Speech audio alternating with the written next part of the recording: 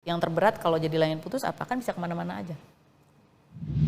Based on real life gitu ya kan. Siapa nih? Ini si ini, itu si itu. Siapa yang diajak ke Kapadokia? Astagfirullahaladzim. Enggak, anak happy punya keluarga yang lengkap. Pergolakan batin Kinan tentang itu. Kalau ke anak-anak gimana ya Kak Ros? Yang sekarang aku bisa lakuin ke mereka tuh cuma kayaknya tuh penuh permintaan maaf aja gitu loh. Tapi kalau Reza Radian cocok gak? Atau terlalu cakep sebenarnya?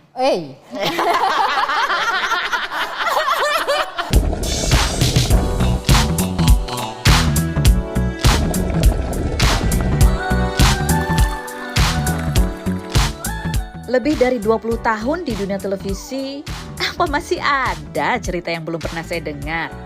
Oke then, let's spill the tea.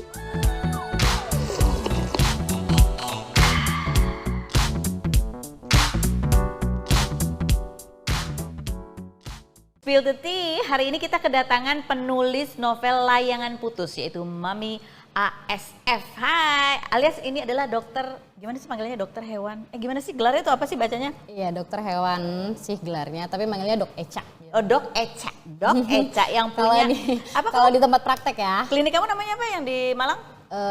Praktek dokter hewan Eka Nur Prastiawati, Luna Pet House. Oh, Nuna Pet House. Nuna Pet House. Jadi kalau yang ke Malang Pet House bukan penthouse. Pet House ya tempatnya. Gitu. Bisa datang nih ke Malang ke tempatnya Dok Eca ya.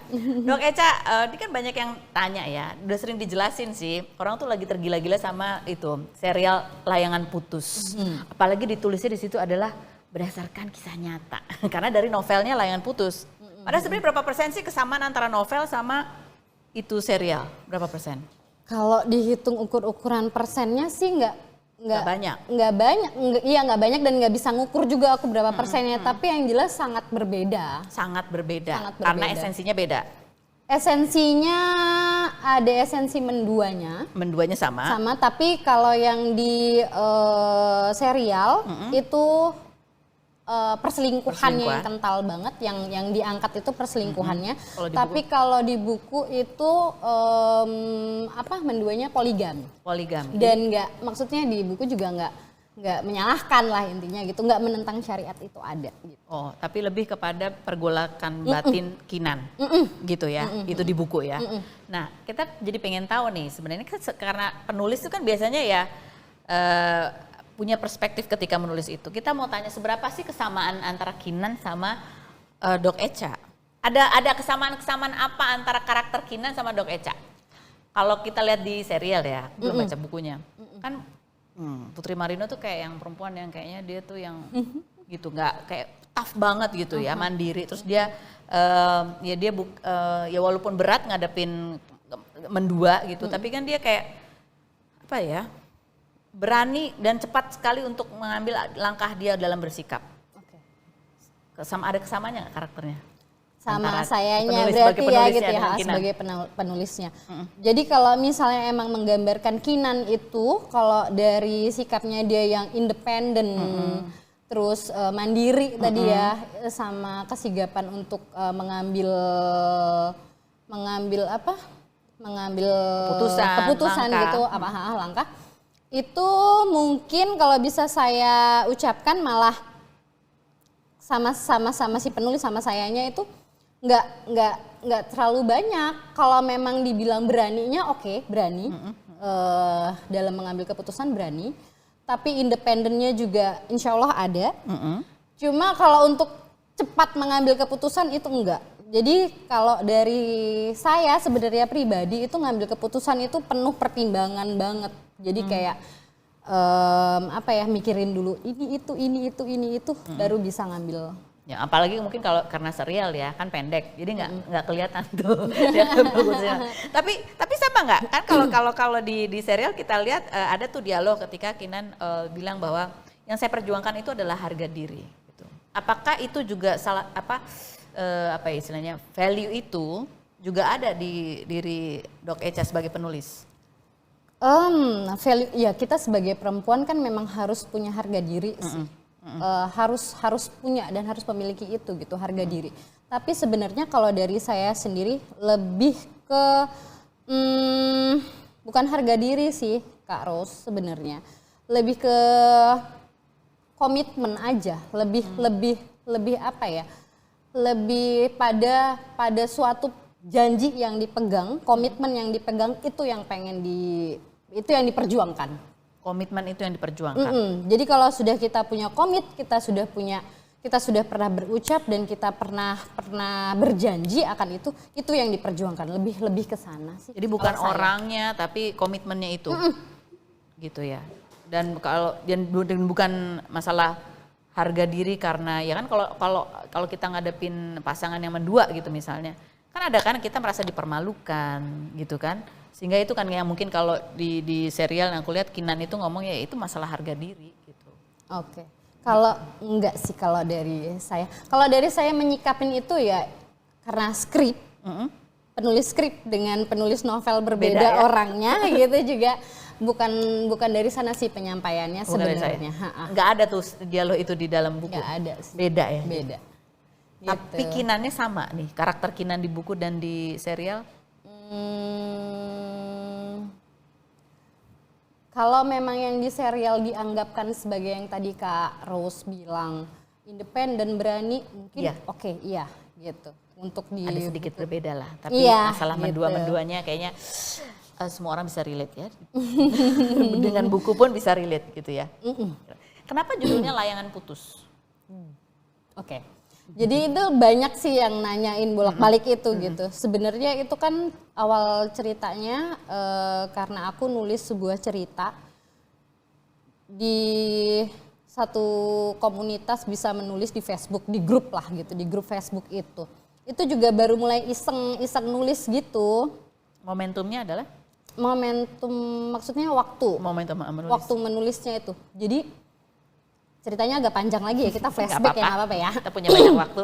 Oke, jadi waktu itu aku lagi nganterin, pokoknya aku lagi main ke rumah wali murid yang sekolahnya sama anak aku gitu. Aku lagi jemput anak aku di situ gitu. Nah terus waktu aku main ke sana, terus aku lihat ternyata dia itu punya perpustakaan mini gitu yang isinya buku-buku. Terus ada buku tulisannya dia gitu. Jadinya aku yang kayak, oh ini namanya Mbak Nisma. Mbak penulis, aku bilang kayak gitu. Terus apa namanya, lucu gitu. Maksudnya dia punya sesuatu yang bisa dibilang ini punya aku gitu. Ini dari aku gitu. Ya udah jadi aku juga mikir, kayaknya seru juga ya kalau kita bisa menelurkan sesuatu yang aku bisa ini punya aku gitu. Ya udah dari situ kepicu aku pengen nulis gitu karena sebelumnya memang nggak tahu ya bisa dibilang bakat atau gimana, nggak ngerti. Aku sendiri kalau ngelihat tulisan aku masih berantakan banget kan. Jadi aku tuh dari kuliah pun tergabung sama majalah kampus gitu loh. Waktu sekolah pun suka nulis nyoret-nyoret lah, coret-coretan gitu. Jadi waktu punya teman seorang penulis ya ngebuat aku pengen nulis gitu. Terus aku konsul sama dia, udah deh aku mau nulis nih gitu. Aku mau coret-coret. Ya udah pada saat itu aku lagi ngetik. Terus aku kirim ke dia, bagus nggak? Bagus, udah. Ini mau dipostingin kemana nih gitu. Ya udah aku tuh tergabung di sini loh, dia bilang kayak gitu ke grup komunitas bisa menulis Facebook itu. Ya udah akhirnya aku posting di situ. Nah itu waktu aku posting itu belum ada judulnya karena masih gaptek kan, masih belum terbiasa sama grup itu. Jadi aku langsung aja asal posting, belum ada judulnya, langsung aku hapus lagi. Terus aku masukin lagi ke, waktu itu nulisnya di handphone. Jadi fontnya tuh kecil-kecil gitu loh Kak. Ya udah pas aku masukin lagi ke situ tuh aku mikir judulnya apa ya. Nah waktu masukin ke font-font kecil itu tulisan Layangan Putusnya tuh di depan mata gitu. Udah aku langsung aja nulis judulnya Layangan Putus juga gitu. Jadi kayak yang spontan aja gitu loh. Nah udah tulis Layangan Putus, naik lah gitu. Terus Layangan Putus 1 deh kalau nggak salah itu gitu. Ya udah besoknya kayak mau dirutinin aja. Jadi kayak tadinya kan mau selesai satu itu aja tuh. Ternyata aku emang nggak bakat kalau nulis pendek-pendek gitu loh. Jadi kayaknya tuh penjabaran gitu. Ya udah. Jadilah satu novel itu ya dari situ. Jadi dari kayak gitu. Tapi berarti kan kata layangan putus itu ada dong di dalam kalimat. Ada. Apa itu? Penggambaran kondisi pada saat itu lagi nulis. Yaitu. Gamang gimana gitu. Gamang. Merasa nggak ada pegangannya, nggak ada pijakannya. Kayak layangan putus. Itu. Kondisi pada saat itu. Kondisi pada saat itu. Yang terberat kalau jadi layangan putus apa? Kan bisa kemana-mana aja. Maksudnya gimana? Ya apa yang berat? Jadi layangan putus. Kan kalau jadi layangan putus orang bisa melihat bahwa asik, nggak ada yang mengendalikan.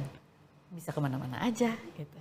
Iya, jadi kayak ngawang, nggak jelas ininya, nggak jelas nasibnya gitu kayaknya mungkin. Jadi kayak misalnya tuh kelihatannya apa sih terombang-ambing aja.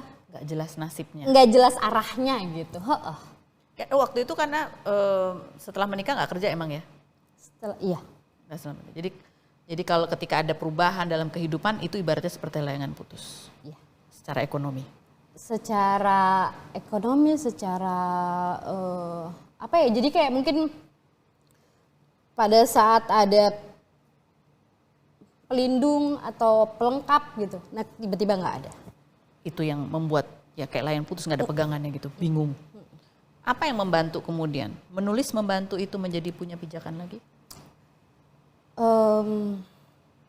Iya, jadi kayak bukan punya pijakan, seenggaknya relief aja gitu. Ada yang bisa menyalurkan kegundahan itu. Kegundahan dari perasaan ya. Walaupun keadaan yang seperti tidak ada pijakan itu belum terpenuhi dari menulis. Belum. Tapi setelah novelnya keluar? Novelnya keluar itu lama, 1 tahun. Hampir. Setelah mulai nulis di Facebook itu? Kan itu aku take down. Dua kali, jadi kayak bersambung, besokannya masih berusaha buat konsisten nulis.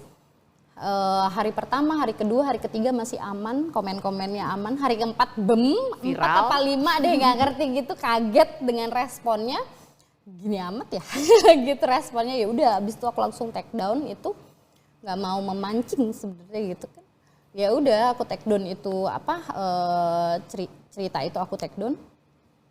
Akhirnya malah yang berdatangan penerbit, publisher gitu, ada beberapa yang datang ke aku yang meyakinkan bahwa lanjutin tulis. Iya, ini bisa dijadikan karya kok gitu. Ini bisa kok dijadikan karya gitu. Karena tadinya kan ngirain kalau pas cuma ditulis aja malah cuma memancing gejolak gitu kan kayak nggak ada faedahnya gitu. Nah, ternyata emang ada yang ya itu membuat kamu yakin akhirnya dilanjutkan saja menjadi sebuah novel. Iya, awalnya juga memang penuh pertimbangan sih Kak, ya, sampai seperti yang diceritakan. Kalau dia Kinan yang tipe ngambil keputusan penuh pertimbangan.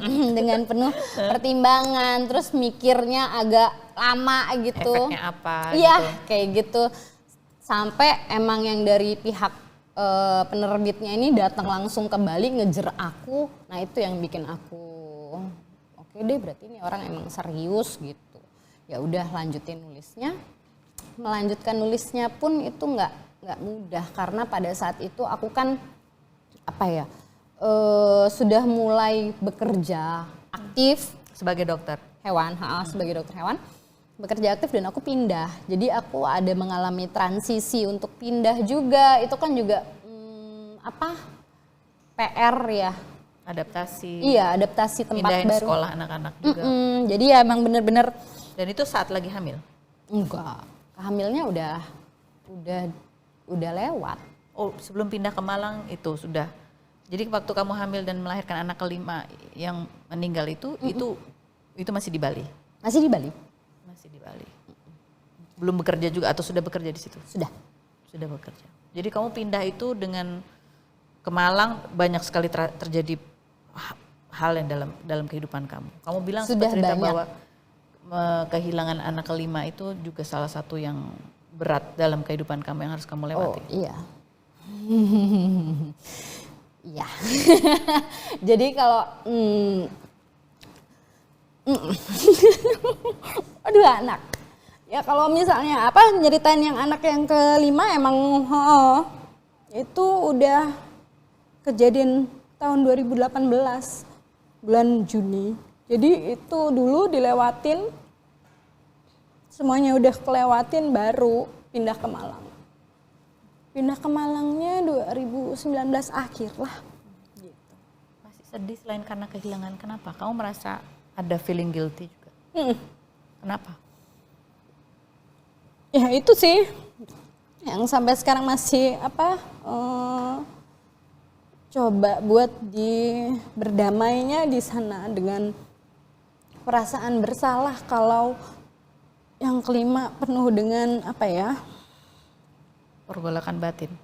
Itu juga lebih kalau yang pertama 1, 2, 3, 4 itu kan dirawat, disayang-sayang, setiap momen ke dokternya dinantikan gitu ya. Kalau yang kelima tuh kayak udah bisa gitu, kerja gitu, terus ke dokternya pada saat aku bisa aja gitu. Jadi ngerasa kayak ngegampangin gitu. Pada saat mau momen melahirkannya itu kan aku udah pede banget kalau akan normal.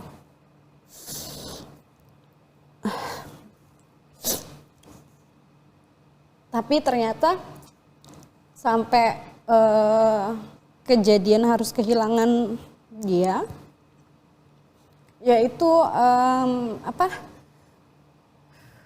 ternyata nggak sesuai pengharapan. Pada saat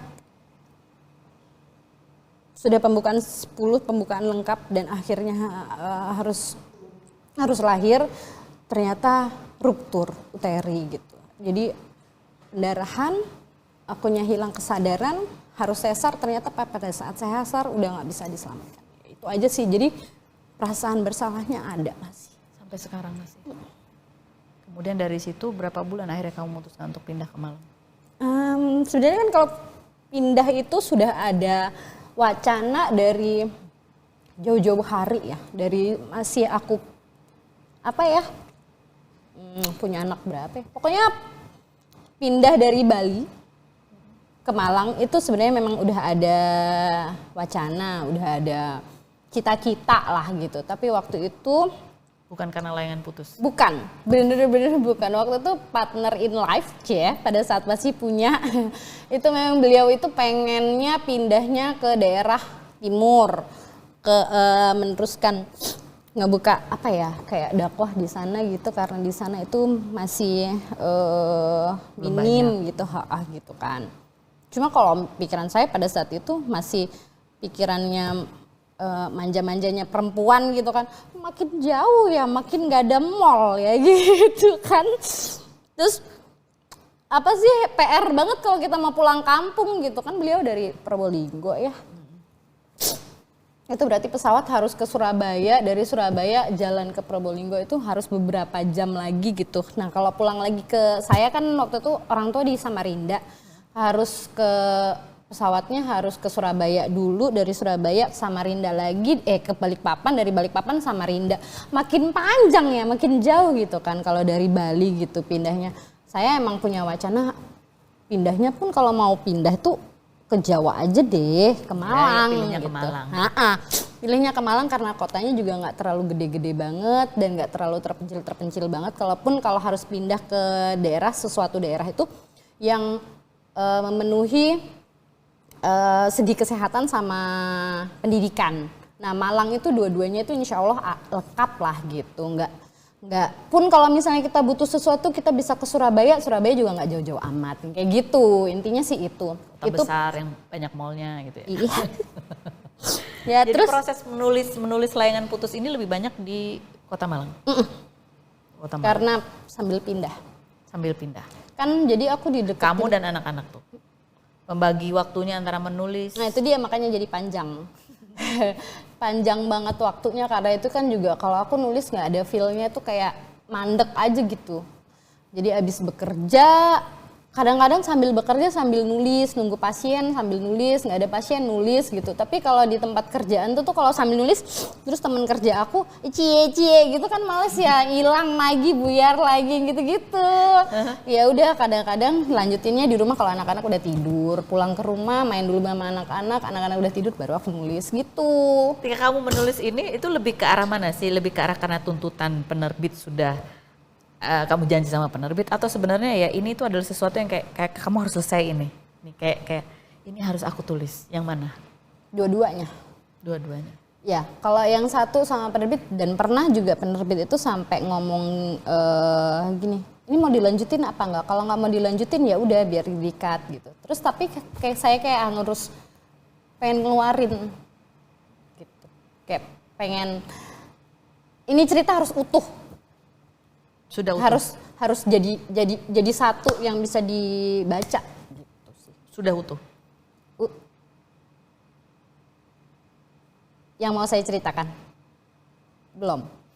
Masih ada lanjutannya? Harusnya masih. Apalagi yang belum tersampaikan?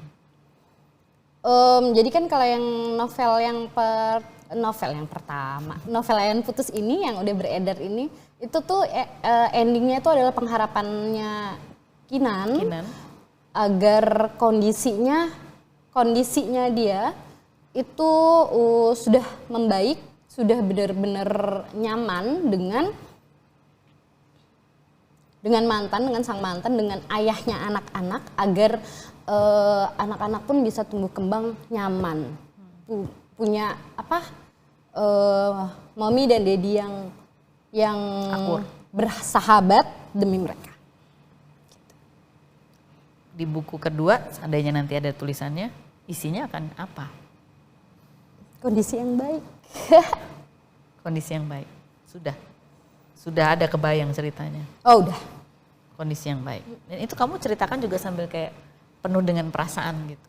Karena kalau membayangkan bahwa Kinan harus memperjuangkan pengharapannya itu dengan sama-sama tidak mudahnya juga. Nggak gampang. Rasanya seperti apa kalau itu pun dikasih judul? Proses menjadi baik dari Kinan yang berharap akan baik dan proses dia memperjuangkan itu. Judulnya apa kira-kira? Sebenarnya judulnya mau nyambung aja. Layangan Putus lagi? Iya, tapi karena Kak Feni nanya begitu aku jadi mikir nih. Iya kan? Iya dong. Mungkin juga udah nggak Layangan Putus kan? Iya bener. Iya gitu. Jadinya berarti mungkin untuk penggambarannya itu aku harus mikir lagi. We'll see lah, kita tunggu aja. Oke. Nah, kan dari judulnya menarik kan, Layangan Putus gitu. Ini sampai banyak yang membahas ya, karena ini viral dan judulnya pun juga menggelitik gitu. Karena ketika menggambarkan tentang mendua, kenapa banyak orang yang pengen nonton itu karena mereka merasa relate. Sakitnya banyak orang yang merasa pernah walaupun dalam kadar yang berbeda-beda gitu ya. Tapi ada juga yang membahas mengenai layangan putus bahwa tidak seharusnya perempuan yang dihadapkan pada kondisi di mana pasangannya mendua itu merasa seperti layangan putus. Dia harus punya kendali gitu dalam hidupnya, dan ketika terjadi hal yang tidak diharapkan, ya kendali itu harusnya tetap ada gitu ya. Kamu ngerasa kalau kamu sendiri sebagai perempuan, kendali kamu tuh apa sih dalam hidup? Karena ada yang merasa bahwa dia sebagai perempuan dia punya kendali atas hidupnya sendiri, yaitu dengan misalnya bekerja gitu. Kendali berarti rel aku lah ya gitu.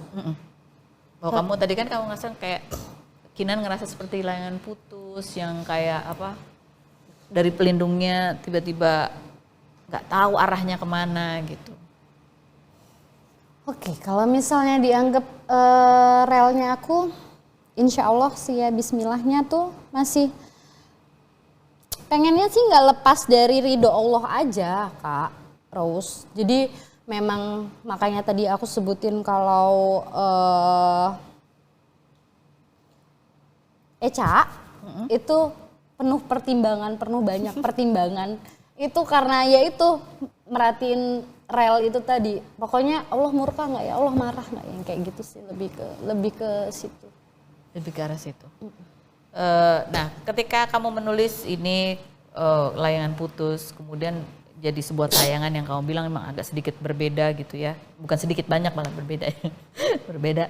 Terus kemudian orang-orang tuh mulai menerka-nerka karena ada tulisannya di situ kan, based on real life gitu ya kan. Siapa nih? Ini si ini, itu si itu, ini si itu. Kemudian mereka bereaksi, netizen bergerak. Kamu memandangnya gimana melihat fenomena itu? Ya itu sih kalau bisa nggak usah deh.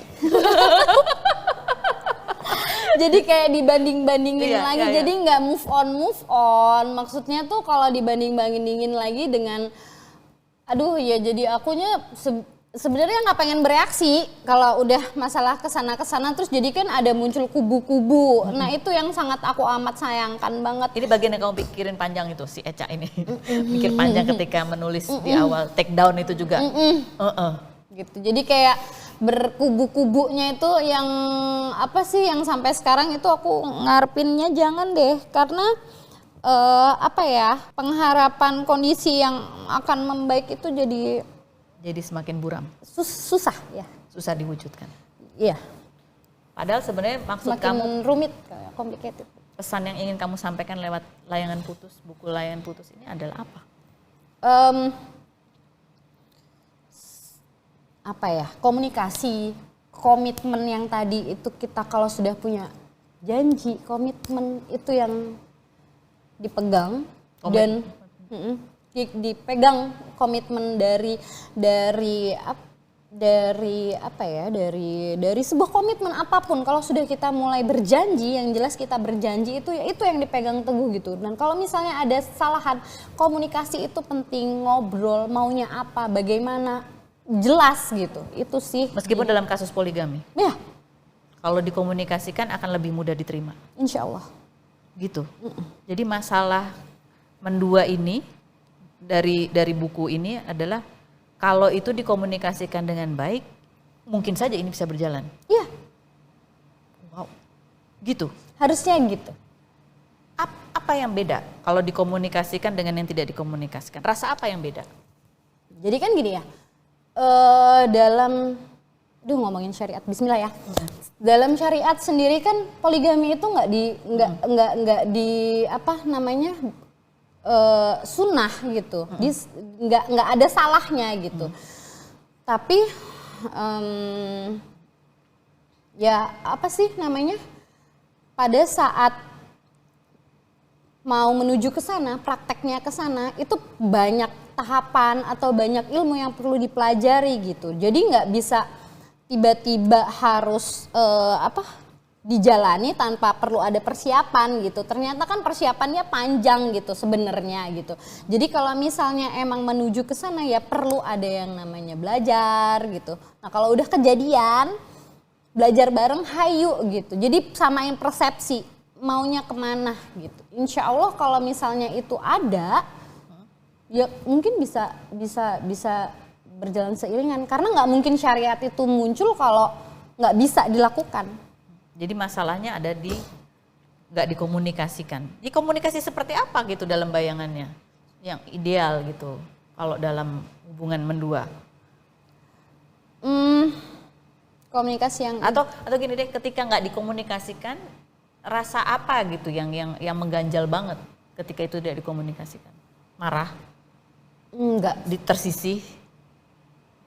Tidak masih dilibatkan? Lebih ke gini sih, lebih nggak ngerti maunya tuh arahnya gimana, mana yang boleh, mana yang nggak boleh. Hah? Gitu? Iya, jadi kayak biar kita sama-sama kompak aja maunya kayak gimana sih? Ya kalau gitu, aturannya harus jelas, gitu. Iya, jadi diomongin kalau misalnya berapa hari di sini, berapa hari di situ. Itu udah diomongin sih. Udah diomongin. Siapa yang diajak ke Kapadokia?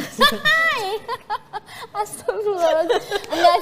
Enggak sih, gimana ya, lebih ke apa sih namanya? Apa yang nggak boleh dan nggak boleh itu apakah boleh kayak Kinan kalau yang di film itu kan dia konfrontasi gitu. Itu juga aturan itu konfrontasi, bertemu langsung itu aturan termasuk aturan gitu yang perlu dibicarakan dalam kondisi mendua.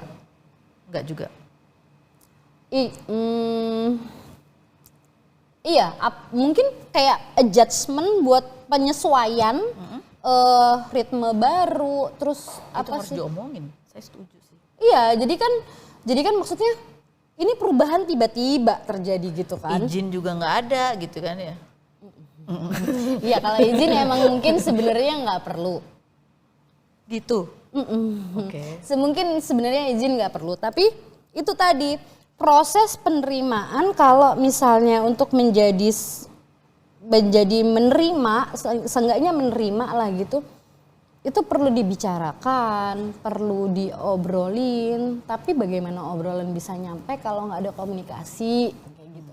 Jadi buku ini isinya harapan bahwa setelah part 1 di novel Layangan Putus ini, ke depannya dengan kondisi yang berbeda, komunikasinya menjadi lebih baik lagi, gitu kan?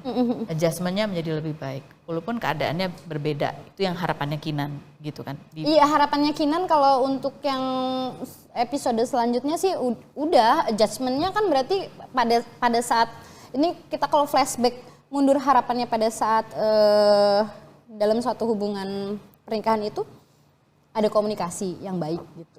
Tapi kalau di buku kedua udah tinggal kondisi yang ada, kondisi yang udah berpisah, tapi komunikasinya udah enak. Ngobrol sebagai partner membesarkan anak-anak aja. Komunikasinya udah enak. Ada penyesalan nggak di Kinan di buku kedua? Enggak sih. Enggak ya? Enggak, lebih ke bukan penyesalan untuk dirinya dia, tapi kayak lebih apa? Rasa bersalah lagi, feel guilty ke anak-anak. Karena harusnya anak-anak happy, punya keluarga yang lengkap. Gitu. apakah dengan mendua anak-anak akan punya keluarga yang lengkap? Bisa jadi, malah lebih mungkin double dong kan ibunya.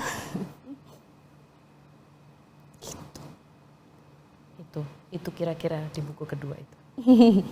Pergolakan batin Kinan tentang itu. Tapi pasti ada hikmah baik, silver lining dari sesudah layangan putus. Layangan itu mungkin lari ke tempat yang lebih indah, di mana dia berlabuh di tempat yang lebih nyaman. Bahwa seperti buku Layangan Putus ini kemudian orang lebih banyak tahu, ada banyak opportunity, kesempatan baru gitu. Kamu melihat itu juga nggak? Ngelihatnya awalnya enggak. Awalnya enggak ya? Sekarang udah mulai kelihatan loh.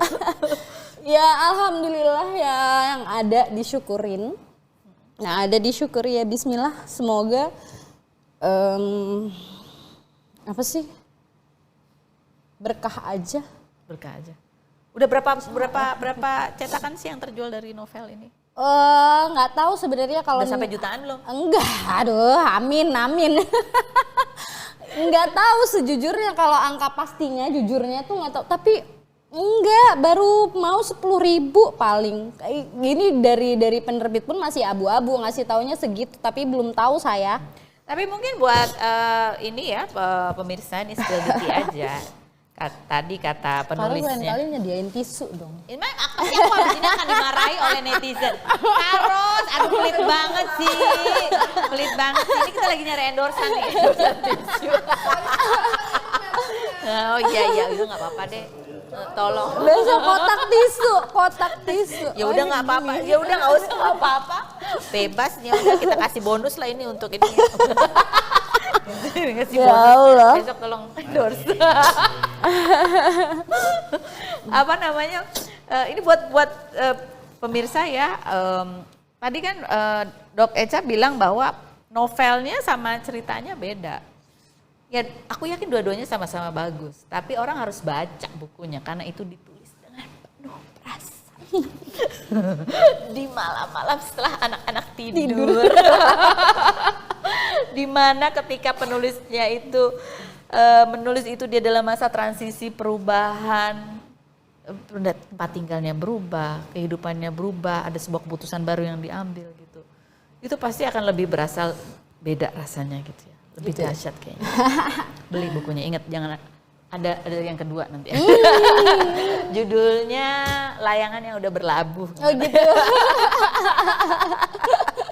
Oke deh. Terus aku dengar juga, nah ini nih aku tanya, kan banyak orang yang bertanya-tanya, Kapadokia itu ada nggak di buku? Ah ya ada. Impian Kapadokia. kamu? Jadi lebih, aduh, iya sih. Jadi emang Iya lebih. sih atau enggak nih, kalau emang bukan kamu banget, aku mau nanya impian kamu, impian si Kinan yang di buku itu jadi apa sebenarnya? Yang mana dulu yang jawab? Ada ya Kapadokia ada ya? Ada, juga? Kapadokia tuh ada sebenarnya di buku juga. Jadi sebenarnya kalau emang dirunut impiannya Kinan itu balon udaranya. Oh, di Bali ada. Di mana? Di Bogor ada. Cuman Iya bener. Iya bener. Cuma kalau nah waktu ngelihat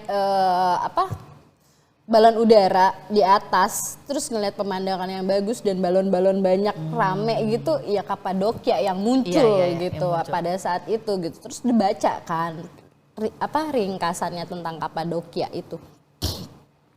Itu ringkasan tentang Kapadokia itu tuh aku emang udah langsung jatuh cinta tuh sama kontur wilayahnya gitu. Tapi dan menunjang impian yang dari kecil, dan impian dari kecilnya tuh naik balon udara gitu. itu impian Kinan atau impian kamu juga ke Kapadokia? Ya, iya. Makanya itu ada juga hal baiknya dari layangan ini sudah berlabuh, dia berlabuh ke sponsor ya. Yang membayari Thanks to. setahun untuk Iya. kemana aja kamu mau, kemana aja, betul ya? Nggak cuma Ke ke Turki Kapadokia sih, ke cuman ke Turki. Turki aja. Ke Turki. Tapi kan selama setahun nih, berarti boleh bolak-balik gitu ya?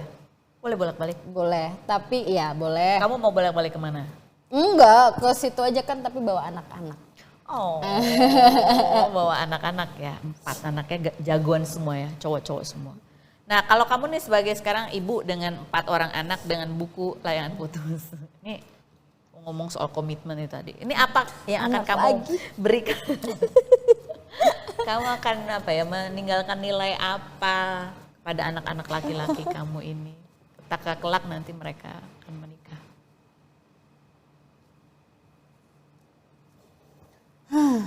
Kalau ke anak-anak gimana ya Kak Ros? Yang sekarang aku bisa lakuin ke mereka tuh cuma kayaknya tuh penuh permintaan maaf aja gitu loh. Maaf aja ke anak-anak tuh, penuh permintaan maaf lah ke mereka.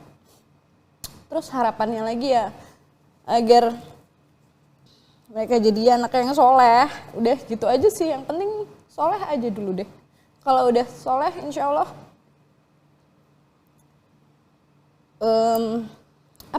udah sesuai sama jalurnya, udah sesuai apa yang diperbolehkan sama syariat, apa yang nggak diperbolehkan mereka tahu. Intinya jalurnya semoga mereka jadi anak-anak yang soleh aja. Nah kalau gimana cara aku nanemin ke mereka untuk nantinya jadi Suami yang membahagiakan istri mereka. suami yang baik gitu ya. Yaudah pokoknya jadi anak soleh. Insya Allah kalau udah basicnya soleh, bisa jadi suami yang baik. Kalau mereka nanti mau mendua, Iya belajar dulu lah nak. Gitu. belajar dulu lah nak. Belajar syariatnya bagaimana kalau mau poligami. Dalam poligami pun sebenarnya kan dalam agama Islam pun kan sebenarnya poligami nggak dilarang. nggak disalahkan. Dan memang namanya ibadah, tapi artinya bahwa ada 2 rumah tangga yang harus dijalani. Boleh 4 bahkan. Bahkan boleh 4. Itu artinya tugas yang lebih berat juga dari kepala keluarga. Iya. Bukan cuma sekedar dia menikah, akad nikah, tapi juga bagaimana supaya istri-istri ini akur, anak-anak ini juga sejahtera gitu kan. Dan itu ya nggak mungkin, satu pernikahan aja butuh komunikasi. Iya. Ya Apalagi pokoknya 4. komitmennya itu lagi kan perlu Komitmennya apa sih? Yaitu untuk maksudnya yang untuk dimaksud komitmen komitmen yang mana nih? apa yang mereka ucapkan, apa yang mereka janjikan itu yang harus ditepati, intinya seperti Contohnya itu apa, sih. janji apa? Janji misalnya Sehidup semati, setia. ya bisa jadi pokoknya apapun yang udah diutarakan. Misalnya nih kalau misalnya dari awal udah ngomong sama seseorang, udah mau meminang seseorang, kalau udah ngomong saya akan jaga, Ya jaga. iya jaga gitu. Saya akan sayangin dia, ya disayangin. Saya nggak akan apa ya? Pokoknya saya kalau memang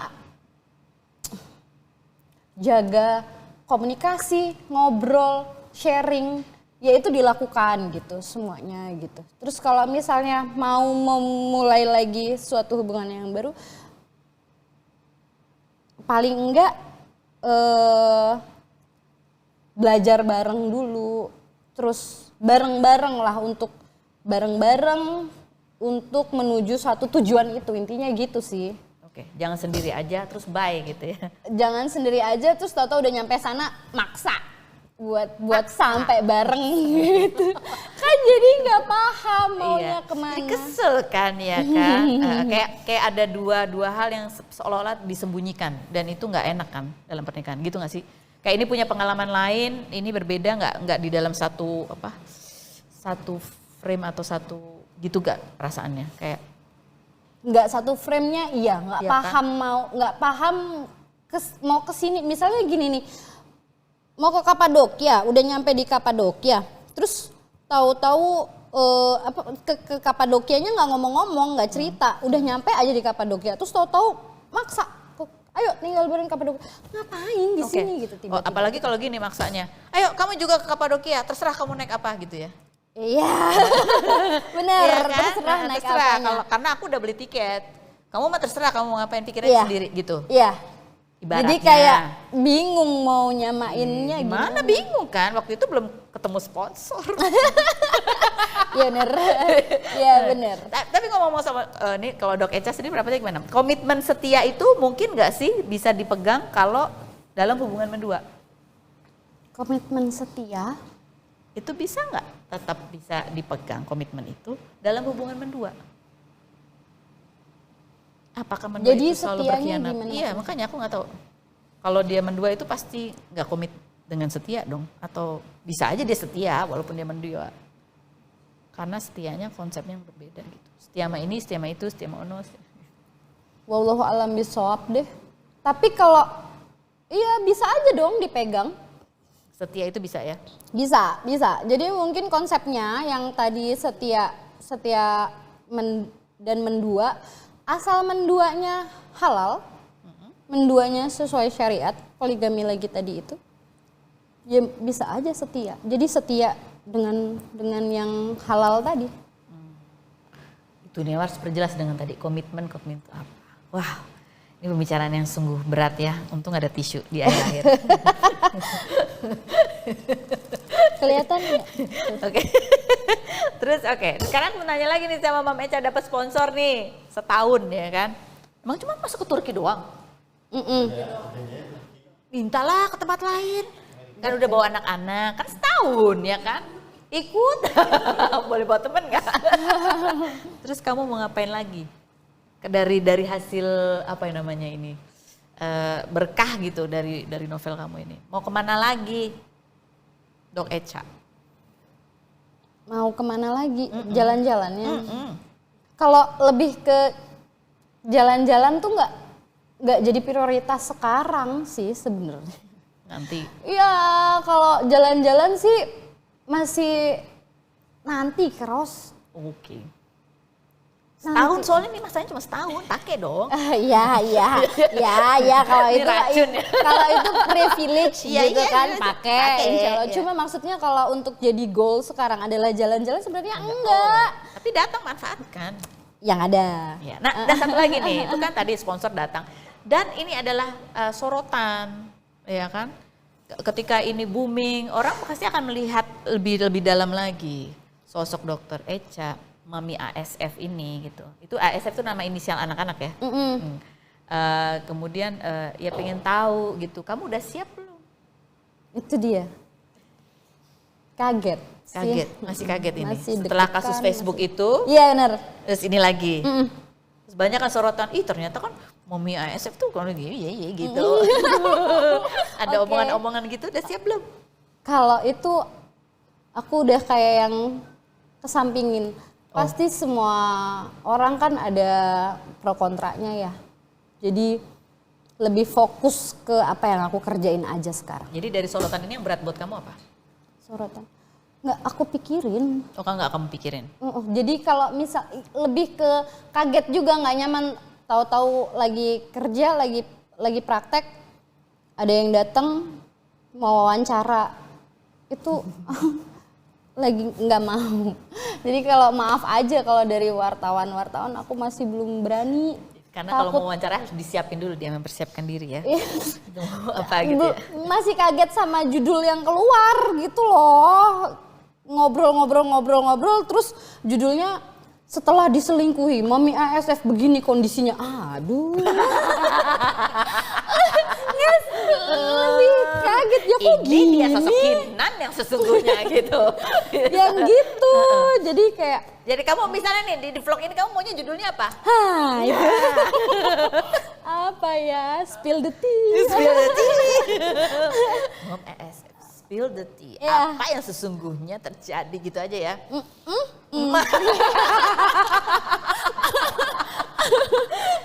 Tetap bingung. Jadi judul itu membuat kamu was-was. Sama itu kadang-kadang. mungkin kamu yang nggak nyaman tadi dibanding-bandingin sehingga jadi Sama masih kayak dikorek-korek yang lalu-lalu. Jadi kayak nggak Bisa move on dong iya gitu. Padahal ceritanya udah berbeda-berbeda. padahal sebenarnya udah mau keluar buku kedua ya kan? Iya. Oke. Dok Echa terima kasih banyak udah berbagi cerita. Menarik sekali bahwa ternyata bukunya tujuannya adalah untuk ya kalau udah komit tuh begitu bahwa komit itu bukan semata-mata tadi ya. Kalau bukan semata-mata harus ya bayangan orang setia itu bagaimana gitu. Tapi apapun yang dihadapi dalam sebuah keluarga itu komunikasi itu penting. Termasuk ketika memutuskan untuk berpoligami. Itu yang mau sampaikan. Iya. Dalam buku yang pertama. Dan berharap bahwa komunikasi itu apapun bentuknya tetap bisa terjalin, terutama ketika ada anak-anak. Iya, pengharapan adanya komunikasi. Komunikasi. Walaupun mungkin pernikahannya tidak berhasil, tapi sebagai orang tua harus tetap memperjuangkan komunikasi itu. Itu yang mau disampaikan di buku Layangan Putus. Iya, ya mau sampai kapanpun kan kita Kinan. Nggak bisa akan putus lah gitu hubungannya karena ada anak-anak dong gitu. Jadi mau ada kebimbangan, amarah, emosi, kecewa, ragu, itu semua akan pupus, itu semua akan harus akan pudar karena kita bersaudara karena anak-anak gitu. Kita punya anak-anak nih. Bersaudara kan. Dan kamu bercerita itu masih karena anak-anak ya. Karena semua kembali ke anak-anak. Kamu ingin minta maaf apa? Semuanya anak-anak. Nah, kemudian kenapa namanya Aris? Gak apa-apa pop out aja. Lydia Danira komplit loh itu namanya ya. Lydia Danira itu tidak ada di novel. Jadi namanya siapa di novel? Gak ada. Gak ada namanya? Gak disebutkan, gak ada part. Ada gambaran sifatnya gak tuh si perempuan itu? Ada partnya sedikit. Tapi Kenal gak si Kinan sama si perempuan itu? kenal. Sahabatnya? Enggak. Kenal aja? Baca deh bukunya. Baca deh bukunya. Gemes ya kan? Gitu. Gitu? Terus? Ya udah kalau Kinan emang suka aja aku sama nama Kinan. Oh kan Kinan, emang suka aja gitu ya? Jadi dari zaman kuliah dulu itu Kinanti, itu emang pengen banget kalau nanti punya anak cewek namanya Kinanti. Oh ya, nanti deh kalau punya anak cewek. Kinanti namanya. dan dia gitu. Terus kalau karakter si Mas Aris ini, karakternya sama kayak karakter di cerita serial sama karakternya atau ada yang beda? Kalau di serial kan lebih dimunculin perselingkuhannya tadi ya? Bukan yang di novel? Karakternya Mas Aris di novel kayak apa? Karakternya Mas Aris di novel itu tegas, dominan. Gaslight juga nggak? Apa? Gaslighting. Apa? Gaslight yang gaslighting. Apa sih itu? Yang suka gitu, yang bikin kalau dia salah suka bikin Kinan jadi ngerasa Kinan yang salah gitu. Kamu udah gila ya gitu. Kamu tuh astaga gitu. Baca sendiri deh. Dan nilai sendiri deh. Gitu. Gitu ya, aduh aku jadi penasarannya, kayaknya seru nih baca bukunya juga. Iya baca deh. Aku bakalan kayak gini butuh tisu gak kalau baca? Enggak deh, kayaknya kalau karena susah dipancing nangisnya. Aduh ya. Oke. Baik, itulah tadi ya, spill the tea. Aduh ada banyak sekali yang spill. Silakan minum dulu loh tehnya ya. Kan udah aku kasih tisu, udah aku kasih teh. Jangan marahin aku lagi. Ya, jangan lupa kalau yang udah nonton serial Layangan Putus, baca juga bukunya. Karena ternyata Besok aku kirimin ya. Oke. Gitu. Nanti aku nangis gak tapi kalau aku enggak, kalau nanti aku jadi kesel nggak? Nanti jadi aku pengen jadi ketemu Mas Aris nggak gitu. Nanti kalau pengen kasih tahu aku deh. Terus mau diapain? Mau dikenalin? Boleh. Nggak tahu Mas Aris siapa sih? Reza Nggak tahu, Radian iya dong, Reza ya Radian. kan? Tuh mah aku kenal, best friend lah. Oh iya, kenalin dong. Kamu udah pernah ketemu Reza Radian belum? Ketemu di press conference itu aja. Oke, terus kamu kalau lihat acting mereka itu nonton kan serialnya? Nonton serialnya itu episode pertama. Nonton episode pertama terus ya udah kaget aja. Oh ceritanya gini ternyata gitu. Yang bikin kaget? Ya beda banget sama cerita di buku karena kan emang. Tapi kamu ngebayang nggak sosok Mas Aris di buku itu ternyata di serial Reza Radian gitu? Sebelumnya sih kan emang ini kan ceritanya mau diangkatnya kan ke film Kak. Oh film tadinya, bukan serial. Layar lebar, iya. Cuma kan ke bentur COVID Pandemi. kan, pandemi. Kamu bayanginnya di novel tuh Mas Aris tuh kayak siapa nih? Kamu sendiri kalau misalnya itu diangkat di film, kamu ngebayangin Mas Aris tuh siapa? Cocok nggak nih sama Reza Radian? Siapa? Nggak tahu siapa. Tapi kalau Reza Radian cocok nggak? Atau terlalu cakep sebenarnya?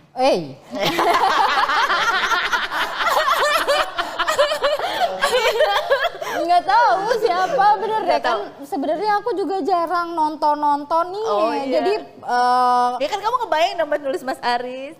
kamus aku atas aktor-aktor itu tuh minim banget. minim. Tapi waktu Reza Rahardian naik, wah oke, bagus. Keren ya. Nah ini sosok yang nggak ada namanya di buku kamu itu kan pemerannya ini siapa? Anya Geraldine.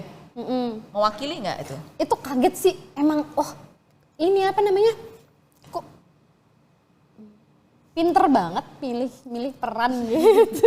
milih karakternya, pemerannya cocok. Iya, pemerannya kok langsung ke Cocok Anya nih. Dengan yang di novel. Di novel nggak ada. Iya tapi kan ada rasanya kan ada rasanya. Oh gitu ya.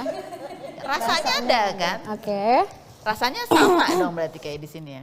Ya pokoknya kalau di novel sebenarnya nggak diceritakan dan nggak digambarkan. Tapi kalau waktu dimunculkan ada rasanya, ya saya cuma bisa bilang ke